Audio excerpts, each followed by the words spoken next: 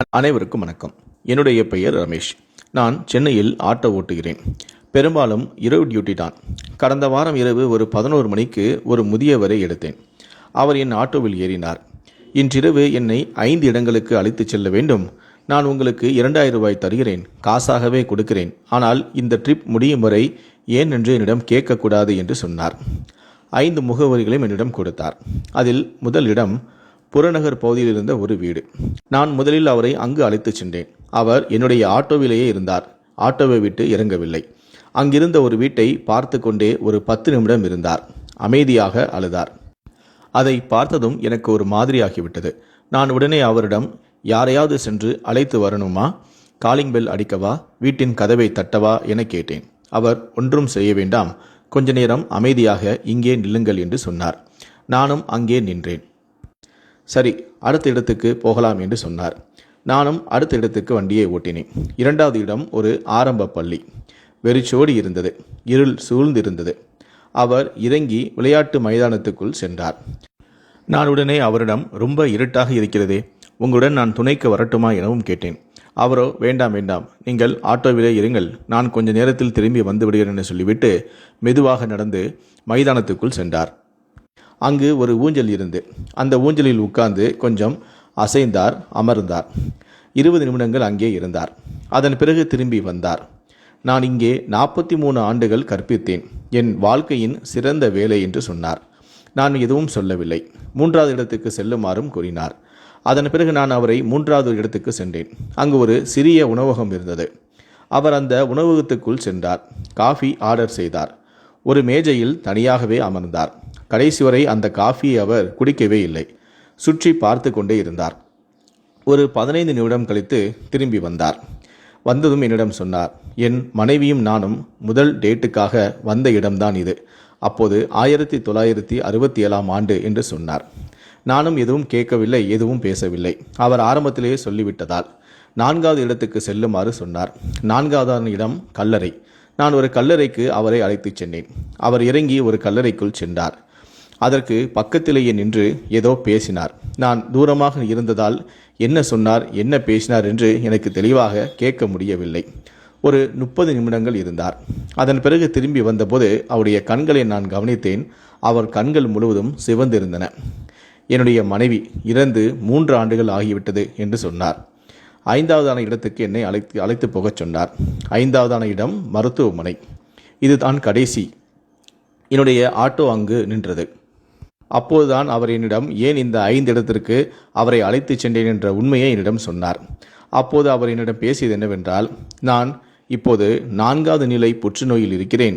இன்னும் சில வாரங்கள் தான் நான் உயிருடன் இருப்பேன். ஒருவேளை சில நாட்களாக கூட இருக்கலாம். இன்றிரவு என் வாழ்க்கை முழுவதுமே இன்னொரு முறை நான் பார்க்க நினைத்தேன்.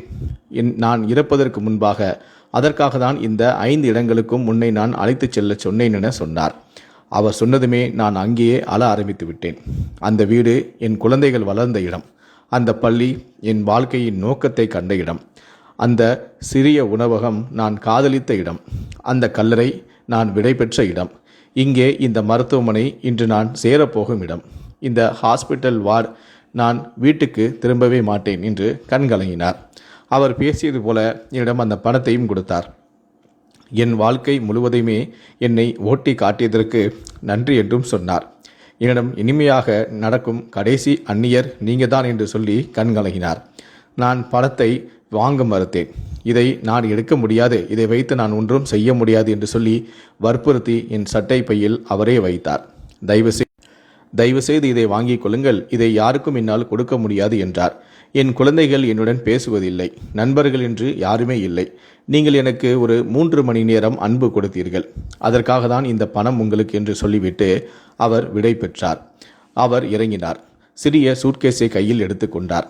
உங்களுடைய பெயர் என்ன என்று கேட்டார். நான் என்னுடைய பெயர் ரமேஷ் என்று சொன்னேன்.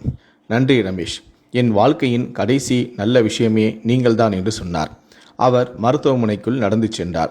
நான் என் ஆட்டோவிலே உட்கார்ந்து 1 மணி நேரம் அழுதேன். அவரை மறக்க முடியவில்லை. மறுநாள் திரும்பி நானே அந்த மருத்துவமனைக்கு சென்றேன். அவருடைய பெயரை சொன்னேன். ரூம் நம்பர் 412 என்று சொன்னார்கள். நான் மலர்கள் எடுத்துச் சென்றேன். கதவையும் தட்டினேன். அவர் படுக்கையில் இருந்தார். என்னை கண்டு சிரித்தார். வாங்க ரமேஷ் என என்னை உள்ளே அழைத்தார். நானும் உங்களை அப்படியே விட்டுவிட முடியவில்லை, அதனால்தான் நான் திரும்பி உங்களை பார்க்க வந்தேன். நீங்கள் சுகமா என நான் கேட்டேன். இருக்கிறேன், சுகமாக இருக்கிறேன். ஆனால் நேற்றே என் வாழ்க்கையை நான் மறுபடியும் பார்த்து விட்டேன் என சிரித்தார். அதனால் நான் இன்று நன்றாக இருக்கிறேன் என்று சொன்னார். நாங்கள் அப்படியே 2 மணி நேரம் பேசினோம். அவரது மனைவி, அவருடைய மாணவர்கள், அவர் பேசாமல் இருக்கக்கூடிய அவருடைய பிள்ளைகள் என அவருடைய வாழ்க்கையை பற்றி நிறைய விஷயங்களை சொன்னார். 2 வாரங்கள் தினமும் அவரை நான் சந்தித்தேன். அவருக்காக நான் காஃபி கொண்டு சென்றேன். செய்திகளையும் வாசித்தேன். சில சமயம் அமைதியாகவே இருந்தோம், இருவரும் எதுவும் பேசாமலேயே. நான் தனியாக இருப்பேன் என்று நான் நினைத்தேன் என்று அவர் கூறினார். ஆனால் நீங்கள் இன்று இருக்கிறீர்கள், எனக்காக இருக்கிறீர்கள். ஒரு அந்நியர் எனக்கு குடும்பமாக மாறிவிட்டார். அது எனக்கு கிடைத்த ஒரு பெரிய பரிசு என கண் கலங்கினார். நான் அவர் கையை பிடித்து அவரை அமைதிப்படுத்தினேன். நீங்கள் இனி தனியாக இல்லை, நான் உங்களுக்காக இருக்கிறேன் என்று சொன்னேன். அவர் உடனே அழுதார். செவ்வாய்க்கிழமை அதிகாலை 3:15 மணிக்கு அவர் இறந்து விட்டார். நான் அங்கதான் இருந்தேன், அவரது கையை பிடித்தபடியே. அவரது கடைசி வார்த்தைகள் இதுதான்: மக்களிடம் சொல்லுங்கள், அந்நியர்களை உண்மையாக பாருங்கள். எல்லோரும் இறக்கிறார்கள், சிலர் வேகமாக. ஆனால் நாமெல்லாம் ஒரு பயணத்தில் இருக்கின்றோம். அந்த வழியில் கருணையாக இருங்கள். நீங்கள் கருணையாக இருந்தீர்கள், என் கடைசி நாட்களை அழகாக்கினீர்கள். அவர் கண்களை மூடினார். இதய மானிட்டர் நேர்கோடானது. அவரது இறுதி சடங்கில் 6 பேர் மட்டுமே இருந்தோம். நான், 3 நர்சுகள், ஒரு வக்கீல் மற்றும் ஒரு பழைய மாணவர். அப்போது நான் பேசினேன். ஒவ்வொரு அந்நியரும் ஒருவரின் முழு உலகம். ஒவ்வொரு பயணிக்கும் ஒரு கதை இருக்கிறது. ஒவ்வொரு மனிதனும் யாராவது தங்களை கவனிக்க வேண்டும் என எதிர்பார்க்கிறார்கள். அவர் எனக்கு ஒரு நாள் 2000 ரூபாய் கொடுத்து தனது வாழ்க்கையை மீண்டும் ஓட்டச் சொன்னார். ஆனால் அதைவிட பெரிய ஒன்றை அவர் எனக்கு தந்தார். அந்நியரிடம் கருணை காட்டுவது கூடுதல் விஷயம் அல்ல, அதுவே எல்லாம் என்று சொன்னார். அவர் அன்று எனக்கு கொடுத்த பணம் என்னுடைய ஆட்டோவில் தான் இருக்கிறது. நான் அதை செலவிடவில்லை. அவருடைய நினைவாகவே அதை நான் வைத்திருக்கின்றேன். சில நேரம் ஒவ்வொரு பயணிக்கும் அது கடைசி பயணமாக கூட இருக்கலாம். ஒவ்வொரு அந்நியரும் கடைசியாக விடை பெறலாம். அதனால் நான் இப்போது வேறுபட்டபடி நான் ஆட்டோவை ஓட்டுகிறேன். ஆட்டோவில் வரும் பயணிகளிடம் பேசுகிறேன், கேட்கிறேன்.